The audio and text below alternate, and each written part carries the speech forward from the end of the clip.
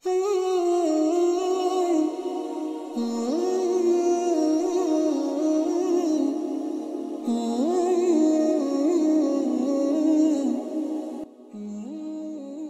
ini kita akan menceritakan kisah tentang seekor hewan yang konon kabarnya mampu menelan makanan selebar perjalanan kaki selama sebulan hanya dengan satu kali suapan saja.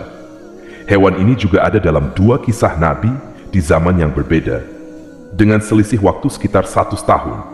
Dalam video kali ini, kita akan membahas legenda ikan raksasa dalam Al-Quran. Assalamualaikum warahmatullahi wabarakatuh. Pemirsa YouTube yang dimuliakan Allah, semoga kita selalu dalam keadaan sehat walafiat. Amin ya robbal alamin. Berbicara tentang ikan raksasa yang disebut ikan Nun, pembahasan ini tak akan terlepas dari kisah seorang nabi bernama Nabi Yunus alaihi salam. Kisah tentang Nabi Yunus dan ikan Nun termuat dalam Al-Quran yang tersebar di beberapa surat, yaitu surat Yunus, Al-Anbiya, As-Saffat, dan Al-Qalam. Di video ini akan diceritakan dua kisah tentang ikan raksasa Nun ini. Yang pertama adalah ketika ikan Nun hidup di zaman Nabi Yunus alaihissalam, dan yang kedua ketika ikan Nun yang sama muncul di zaman Nabi Sulaiman alaihissalam. Sekarang kita akan mengisahkan tentang ikan Nun yang hidup di zaman Nabi Yunus alaihissalam. Kisahnya begini, teman-teman. Nabi Yunus memiliki ayah bernama Amitai, atau yang lebih dikenal sebagai Mata, sehingga nasabnya adalah Yunus bin Mata, dan ibunya bernama Rifka. Nabi Yunus, atau dalam bahasa Ibraninya dikenal dengan nama Yona, yang memiliki arti merpati. Di dalam Al-Quran, nama Yunus disebutkan sebanyak 4 kali, dan sekali disebutkan dengan julukan Zunun dalam bahasa Arab yang berarti yang dari perut ikan. Terdapat beberapa perbedaan pendapat mengenai abad berapa Nabi Yunus hidup. Ada yang mengatakan abad ke-7 sebelum Masehi, ada pula yang mengatakan ke-8 atau ke-9 sebelum Masehi.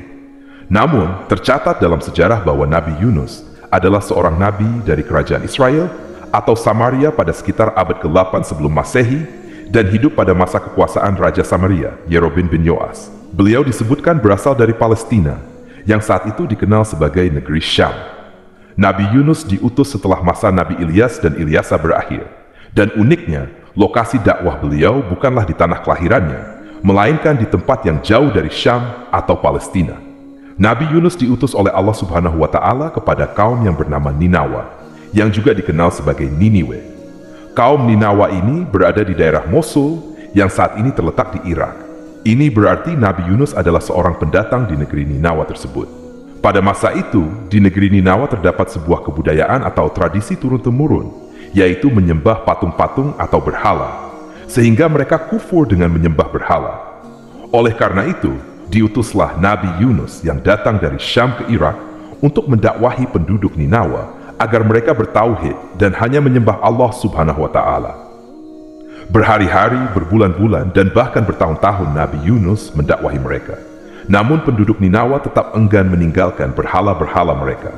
Alasan mengapa penduduk Ninawa tidak mau meninggalkan berhala adalah karena mereka telah menyembah berhala selama puluhan bahkan ratusan tahun tanpa ada azab yang menimpa mereka, seperti yang terjadi pada kaum-kaum terdahulu.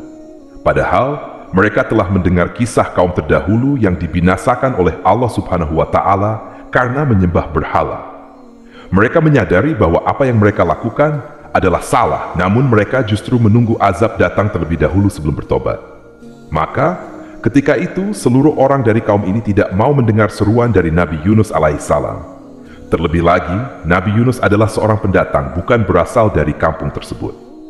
Mereka justru menganggap Nabi Yunus sok tahu dan tidak mempercayai sedikit pun risalah yang beliau bawa. Dikisahkan bahwa Nabi Yunus mendakwahi mereka selama 33 tahun, dan selam itu pula dari sekian banyak penduduk Ninawa, hanya 2 orang yang mempercayai Nabi Yunus.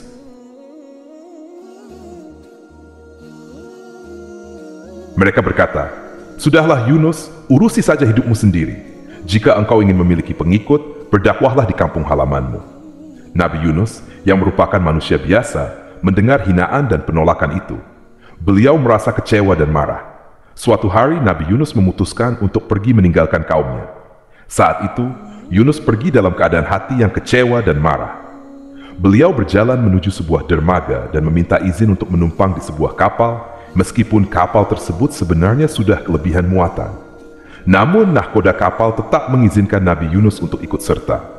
Dan ingatlah kisah Zunun atau Yunus ketika dia pergi dalam keadaan marah, lalu dia menyangka bahwa kami tidak akan menyulitkannya.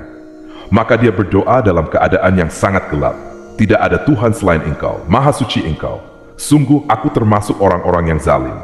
Al-Quran Surat Al-Anbiya ayat 87. Sobat Jazirah Ilmu yang dimuliakan Allah, tak lama berselang setelah kepergian Nabi Yunus alaihissalam, tiba-tiba tanda-tanda azab Allah Subhanahu wa Ta'ala pun muncul kepada kaum Ninawa yang beliau tinggalkan.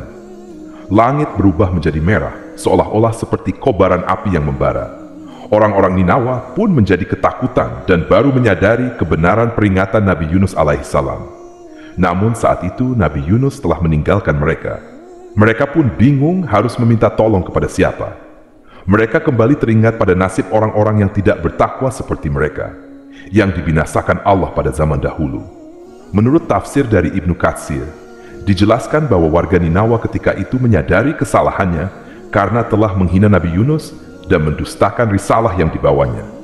Ketika langit berubah merah, seluruh penduduk Ninawa pergi ke hamparan padang pasir dan mulai berdoa serta memohon ampun kepada Allah Subhanahu wa Ta'ala. Mereka disebut berdoa selama 40 malam.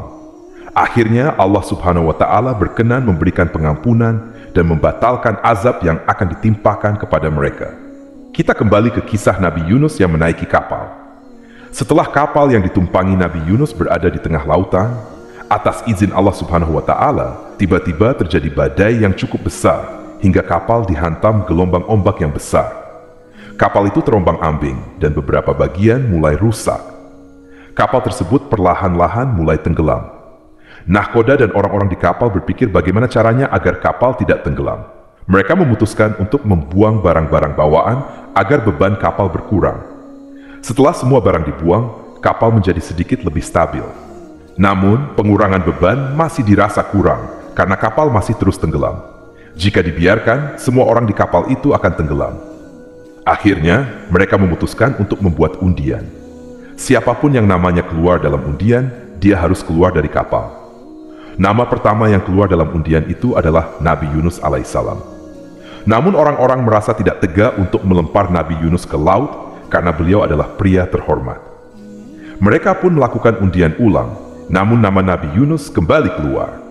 Bahkan di undian ketiga, nama Nabi Yunus tetap keluar. Melihat namanya muncul 3 kali berturut-turut, Nabi Yunus tanpa diminta langsung melompat keluar kapal dan menceburkan diri ke lautan lepas. Abdullah bin Mas'ud melalui riwayat Ibnu Katsir menceritakan bahwa tak lama setelah Nabi Yunus terjun ke laut, tiba-tiba seekor ikan besar datang dan menelan tubuh Nabi Yunus secara utuh. Setelah menelan Nabi Yunus, ikan besar itu langsung pergi ke dasar dengan Nabi Yunus di dalam.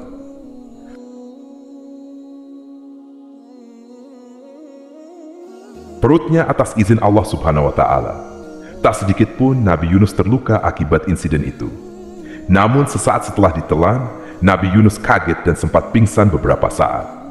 Setelah sadar, beliau mengira dirinya sudah mati. Namun, begitu mengetahui tubuhnya tidak terluka sedikit pun, Nabi Yunus langsung bersyukur dan berdoa di dalam keadaan gelap gulita itu.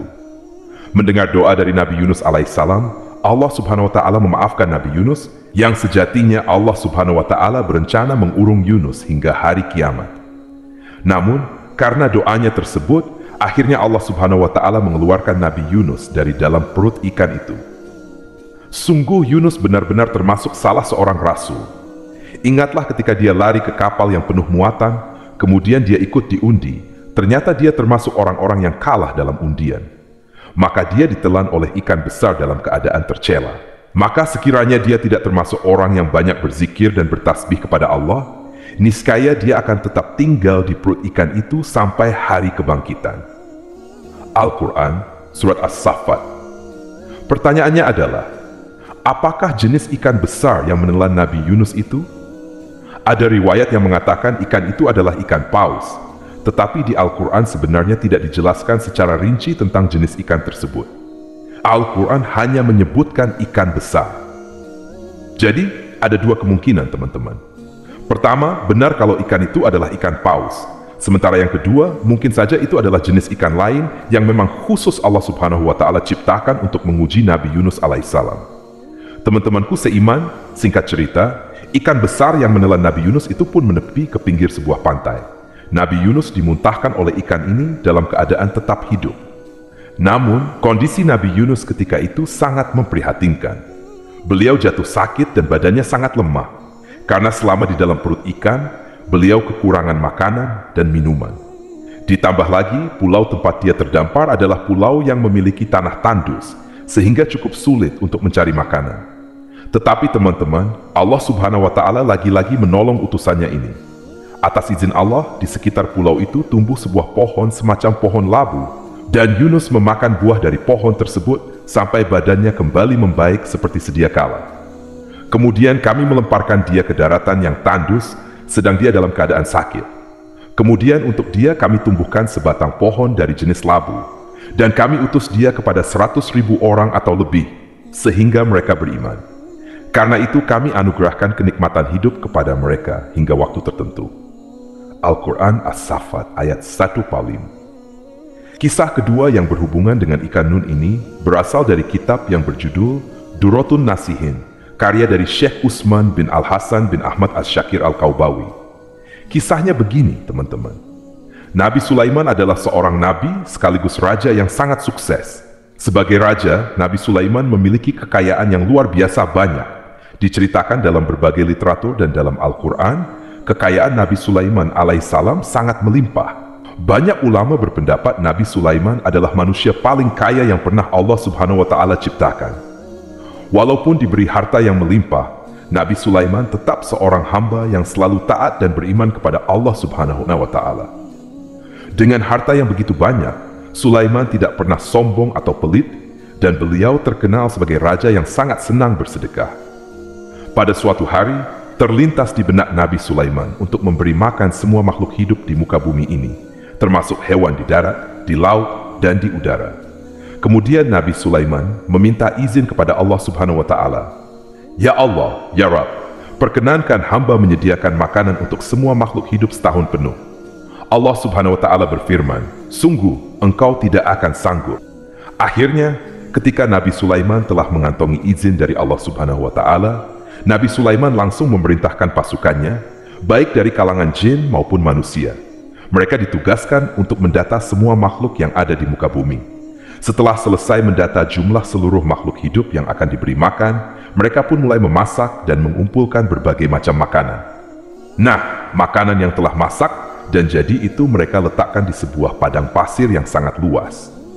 Jadi teman-teman, demi memenuhi kebutuhan makan seluruh makhluk hidup ketika itu, mereka menyiapkan makanan selama 40 hari penuh dan mengumpulkan seluruh makanan itu di sebuah padang pasir. Hingga diceritakan, panjang dari makanan itu adalah 1 bulan perjalanan kaki dan lebarnya juga sama, yaitu 1 bulan berjalan kaki. Itu sungguh hidangan makanan yang luar biasa banyak. Selama mereka menyiapkan makanan ini selama 40 hari, Nabi Sulaiman telah memerintahkan angin untuk tidak berhembus di padang pasir itu, karena ditakutkan makanan yang ada di situ jadi rusak dan hilang. Ketika hidangan makanan itu telah siap untuk disantap, lalu Allah Subhanahu wa Ta'ala bertanya kepada Nabi Sulaiman, makhluk manakah yang akan memulai memakan hidangan yang engkau sediakan ini? Nabi Sulaiman menjawab, mereka yang mendarat di darat dan di laut. Kemudian, dengan kekuasaannya, Allah Subhanahu wa Ta'ala memerintahkan seekor ikan besar dari kedalaman laut untuk menyantap makanan itu. Ikan besar ini langsung keluar dari air dan memakan seluruh makanan yang ada di padang pasir itu, hingga semuanya habis dengan hanya 1 kali suapan saja, karena saking besarnya ukuran tubuh ikan raksasa ini. Alangkah terkejutnya Nabi Sulaiman ketika itu. Makanan yang telah disiapkan selama 40 hari bisa habis dengan 1 makhluk saja, yang lainnya belum kebagian.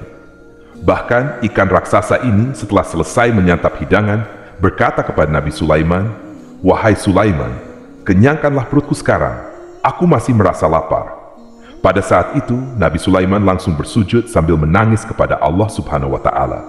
Beliau memohon ampunan karena merasa sombong dan merasa mampu memberi makan semua makhluk hidup, padahal untuk memberi makan 1 ikan saja, dia masih belum cukup mampu.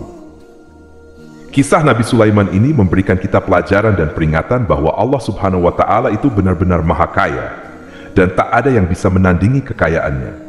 Apalagi itu cuma Nabi Sulaiman alaihissalam. Dan hanya Allah Subhanahu wa Ta'ala yang sanggup dan mampu memberi makan seluruh makhluk hidup di muka bumi ini dari awal zaman hingga akhir zaman. Jadi, itulah kisah tentang legenda ikan raksasa dalam Al-Quran. Semoga kisah ini bermanfaat. Lebih dan kurangnya mohon dimaafkan.